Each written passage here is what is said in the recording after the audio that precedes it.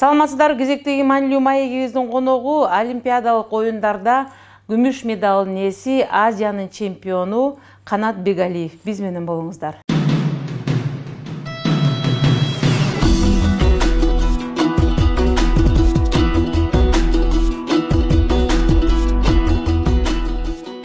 Саламатсызбы Канат мырза, биздин студиябызга кош келиптирсиз. Сиз бүгүн биздин маанилүү маек рубрикабыздын коногусуз. Биз сизди чакырганыбыздын себеби мына бүгүн көптөр эле негизи биздин сайт деген саясий сайт болгондуктан биз көбүнчө саясатчыларды чакырабыз. Ошонун ичинде спорт оюнчуларын жана маданият кызматкерлерин, таланттуу адамдарды дагы студиябызга чакырып калган учурларыбыз болот. Анткени себеби биз маданият менен спортко көңүл бурбасак, анда биздин өлкөбүздүн өсүп өнүгүшү кыйын деген бир ойлор туулат. Ошонун ичинен бүгүн сизге бере турган суроолорубуз бүгүнкү күндө биздин спорттун абалы кандай? Саламатчылык.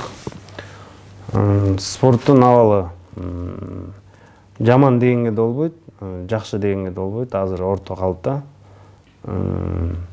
Себеп дегенде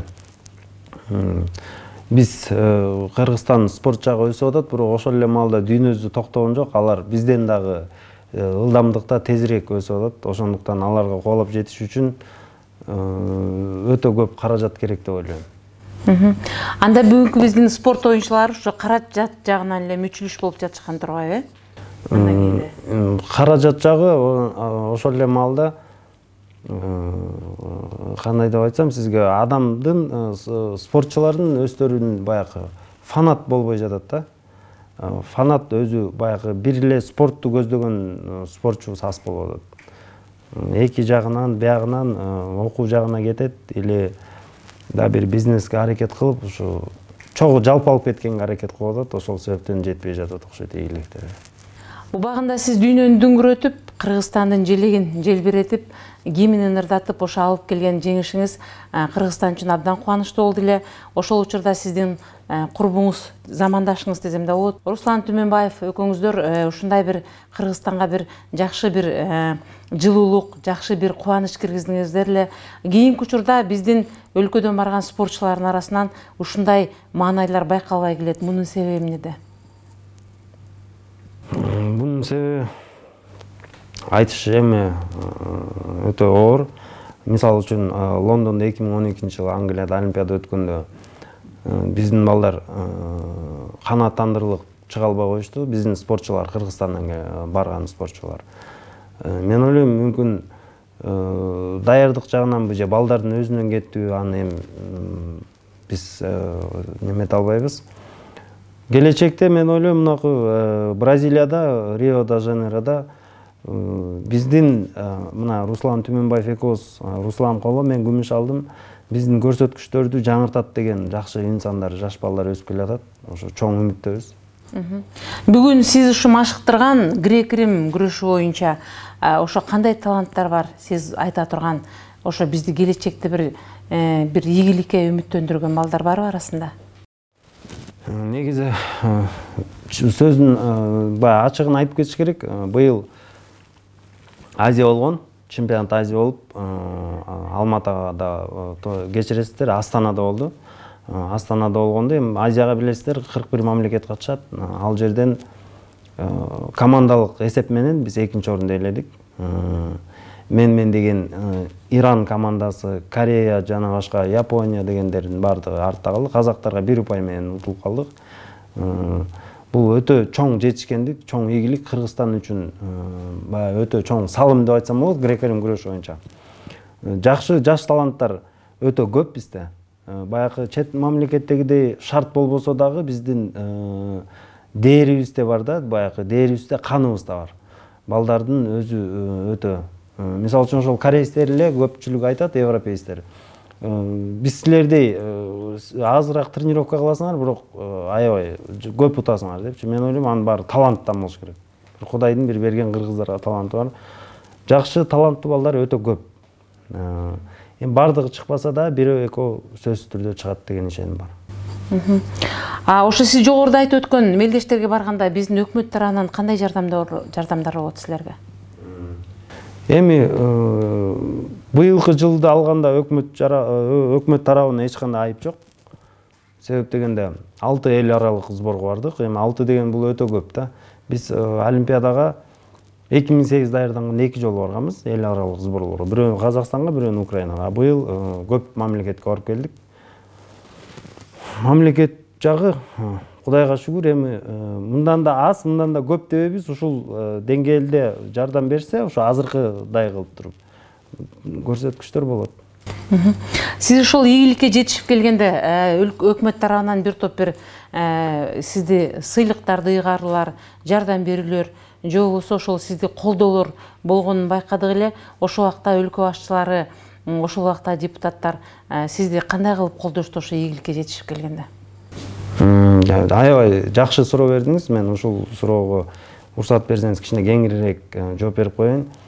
Ошол маалдагы мамлекет башчылары, эми сөздүн ачыгын айтайын, Курманбек Салиевич Бакиев болчу ошол кездеги президент, биздин мамлекет башчыбыз.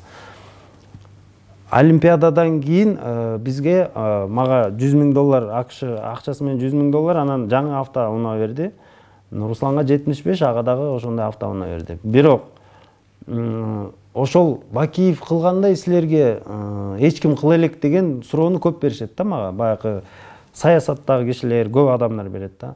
Анткени биз ошол Бакиев убагында көрсөткөн көрсөткүчтү бүгүнкү күндө эч ким көрсөтө элек. Мамлекет негизи милдеттүү. Олимпиадада кыргыз эле эмес, биз алып кетелик, биздин экономикасынан ылдый Түркмөнстан, мисалы үчүн Тажикстандар, алар 2 эсе көп берет.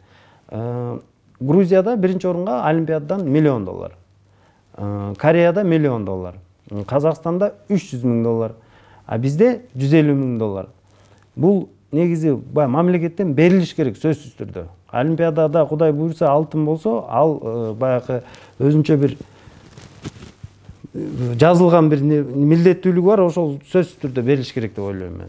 Эми Кудай буйрса азыр болсо, кайсыл гана президент болбосун, ал сөзсүз түрдө берет. Бүгүнкү күндө мен байкашымча биздин сыртта жүргөн мекендештерибиз Москва шаарында жана башка шаарларда өткөн ар кандай спорттук мелдештерде абдан жакшы көрсөткүчтөрдү көрсөтүп жатышат. Жана Айкүл Манас деген бир ошо спорт уюмун билем мен Москвада. Ошол балдар, ошол боюнча сизде кандай маалыматтар бар жана кандай оюңуз? Мен мындай деп жооп бере элем.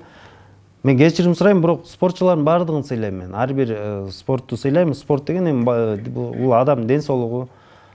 Бирок мен Олимпиада оюндарына кирип, мен ошол спортчуларды гана мындай анализ кыла алам. Калгандарына мен өзүм көп болбогондон кийин жакшы айта албайт экенмин. Мына жакын арада эле биздин Кыргызстанда абдан бир олуттуу тарыхый мааниси бар окуя болуп өттү. Бул дүйнөлүк көчмөндөр оюну биринчи жолу Кыргызстан жергесинде, биздин Көгүлтүр көлдүн жээгинде ушунчалык даңазалып өттү. Бул жөнүндө биздин ички маалымат багыттар жакшы бере албасак дагы, чет мамлекеттен келген, сырттан келген маалымат айдыңында абдан кенен сөз болуп, жада калса бир топ чет өлкөлүктөр ошол көчмөндөр оюну жөнүндө Кыргыз жергесинде кино тартуу жөнүндө дагы бүгүнкү күндө өз ойлорун билдирип жатышат. Ошол жерге барып катыштыңыздарбы? Ошол жерде өткөн спорт оюндарынын деңгээли кандай болду?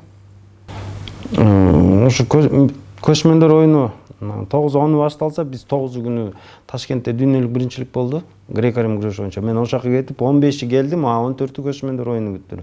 Бирок ошого карабастан бул көчмөндөр оюнун мен аябай туура көрдүм. Мен өзүм жеке оюм, анткени бул баягы көчмөндүлөр кимдер? Казактар, монголдор, ошол окшош мамлекеттердин баары келди. Биздин өзүбүздүн немебизди билдирдик. Баягы ата бабаларыбыз эми кошой менен жолой күрөшкөндө кыргыз күрөш, ат үстүндө оюндар, улак тартыш биздин өзүбүздүн бир жакшы немелерибиз, сыпаттарыбызды, салтыбызды көрсөттүк, дүйнө даңазаладык деп айта алам да. Эми мындан ары эстафета кетет деген ишенимдемин. Башка мамлекеттерге да тарайт болуш керек. Мен угушум боюнча бүттүк мамлекет аябай ыраазы болуп кетишиптир. Маегиңизге чоң рахмат, Канат мырза. Мындан арда спортто болгон жаңылыктар болсо, келип биздин студиябызга кайрылып, маектешип кетип туруңуз. Сиздер менен бүгүн дүйнөлүк олимпиадалык мелдештерде бир топ сыйлыктардын ээси, Азиянын чемпиону, Канат Бегалиев болду. Кайрадан кездешкенче саламатта болуңуздар.